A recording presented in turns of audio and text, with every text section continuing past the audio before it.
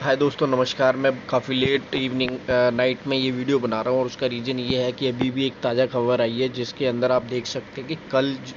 जो काफ़ी दिनों से वोडाफोन आइडिया के अंदर जो बैड न्यूज़ आ रही थी और जो कुमार मंगलम ने अपनी सारी की सारी हिस्सेदारी बेच दी थी और उन्होंने गवर्नमेंट को एक लेटर लिखा था जिसके अंदर उन्होंने अपना दर्द बयान किया था कि किस तरह से कंपनी वोडाफोन आइडिया कंपनी डूब रही है। लेकिन आज गवर्नमेंट ने एक बहुत अच्छा डिसीजन लिया है जो काफ़ी लेट न्यूज़ आई है हालांकि, और इसके बाद से मैं आपको वो न्यूज़ दिखाना चाहता हूँ जिसके अंदर आप देख सकते हैं कल से ही जो जहाँ तक उम्मीद लगाई जा रही है वोडाफोन आइडिया के अंदर अपर सर्किट लगने की उम्मीद है। और उसका रीज़न ये है कि गवर्नमेंट ने सभी जो टैक्स हैं वो जो एक टैक्स लगाया था यूपीए सरकार के दौरान जो लगभग 2012 में आए थे, वो गवर्नमेंट ने वो टैक्स अभी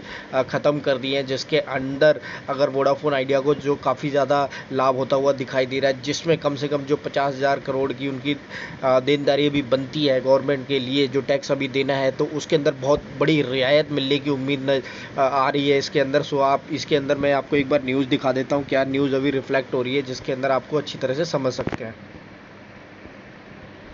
लगभग 9 बजे के करीब यानी कि 8:48 के ऊपर ये रिफ्लेक्ट हुई है टाइम्स ऑफ इंडिया के ऊपर, जिसके अंदर आप देख सकते हैं इसके अंदर आप साफ साफ दिखाई दे रहा है कि यहाँ central reduce bill of the scrap retrospective tax law जो लगभग 2012 के अंदर ये लॉ आया था जिसके अंदर जो देनदारी बनती है जिस हिसाब से वो टैक्स कैलकुलेशन जो बनता था वो बहुत ज़्यादा बनता था। लेकिन अब इसके अंदर जैसे वोडाफोन और आइडिया का जो एक आप देख सकते हैं जिसके अंदर पिक्चर भी आ रही है, जो हमारे फाइनेंस मिनिस्टर है उनकी भी जो पिक्चर आ रही है, तो इसका मतलब ये है कि अगले दिन जो हमें दिखाई दे सकता है कि कल से वोडाफोन आइडिया के अंदर एक बहुत बड़ी राहत मिलने की उम्मीद है। और इसको देखते हुए जो अब कयास लगाए जा रहे हैं और काफ़ी ज़्यादा न्यूज़ फ्लोट हो रही है कि कल से वोडाफोन आइडिया के अंदर जो अपर सर्किट लगने स्टार्ट हो जाएंगे। हालांकि इसके अंदर जो स्पेशली तौर से आप पढ़ सकते हैं इस अमेंडमेंट बिल के अकॉर्डिंग क्या क्या बातें सामने है। The financial ministry of the Thursday introduce the taxation law amendment bill 2021 in the Lok Sabha to do away with the continuous retrospective tax demand provision, यानी कि जो एक तरह का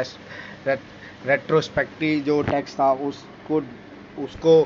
दोबारा से उसके ऊपर विचार किया गया और ये बिल लोकसभा से आगे राज्यसभा में भेजा गया है और इसके ऊपर फर्दर डिस्कशन होगा। तो इसके हिसाब से अगर आप देख सकते हैं कि जो retro tax provision was introduced by the UPA government in the financial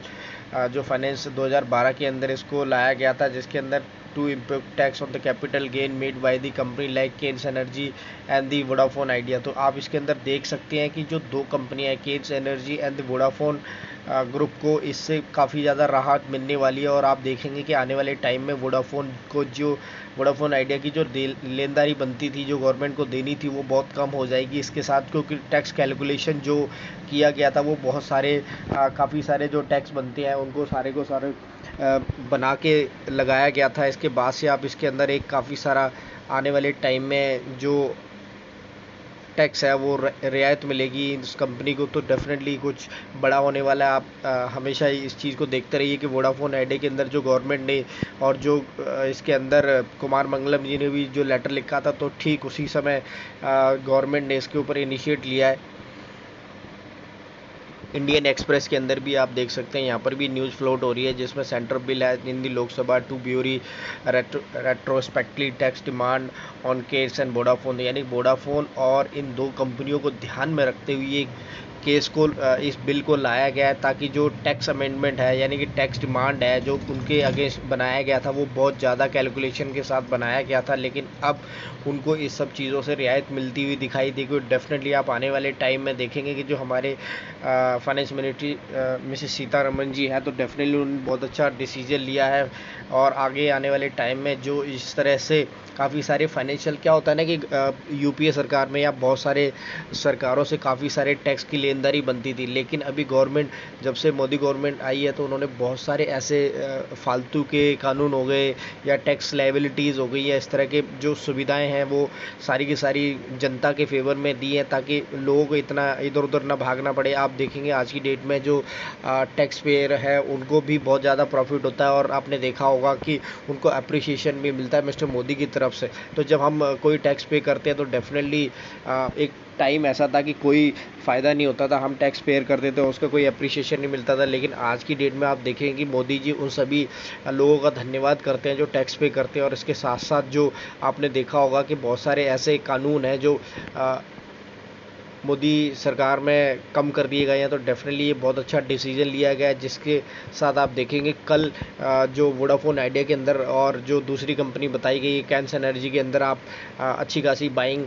देख सकते हैं। और ध्यान रखना होगा कि आगे इस तरह से कितने ज़्यादा, क्योंकि जो वोडाफोन आइडिया के ऊपर जो देनदारी बनती है वो लगभग 50,000 करोड़ की है। तो ऐसे में जो कुमार मंगलम ने अपनी हिस्सेदारी बेची थी 27% की, कि वो सरकार को भी लैंड कर देंगे अपनी हिस्सेदारी। तो इसके बाद से जो हिस्सेदारी होगी और उसके बाद से अब गवर्नमेंट ने भी जो डिसीजन लिया जिसके अकॉर्डिंग जो उनकी टैक्स की देनदारी है वो भी कम हो जाएगी। तो इस हिसाब से आई थिंक वोडाफोन आइडिया दोबारा से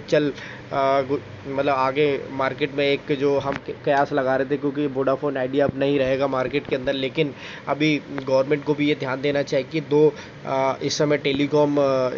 कंपनियां हैं, दो ही टेलीकॉम कंपनियां भी मार्केट के अंदर बचेंगी अगर वोडाफोन आइडिया चला जाता है। तो ऐसे टाइम में हमें इस बात का ध्यान रखें जियो और एयरटेल के अलावा भी एक अलग ऑप्शन होना चाहिए। हालांकि एमटीएनएल और बीएसएनएल जो सरकारी कंपनियां उतना ज़्यादा अच्छा एफर्ट नहीं करती है, लेकिन जो एक कंपटीशन के लिए मार्केट में सस्टेनेबिलिटी के लिए कम से कम 3-4 कंपनियाँ होना चाहिए। तो इसी हिसाब को देखते हुए गवर्नमेंट ने ये डिसीजन लिया और वो चाहेगी कि जो भी कंपनियां हैं वो मार्केट के अंदर बनी रहे और धीरे धीरे वो अपने टैक्स को चुकाती भी रहे। तो ये थी मेरी कवरेज और आप देखेंगे कि कल एक बहुत बड़ा बूम आने वाला है वोडाफोन आइडिया के अंदर।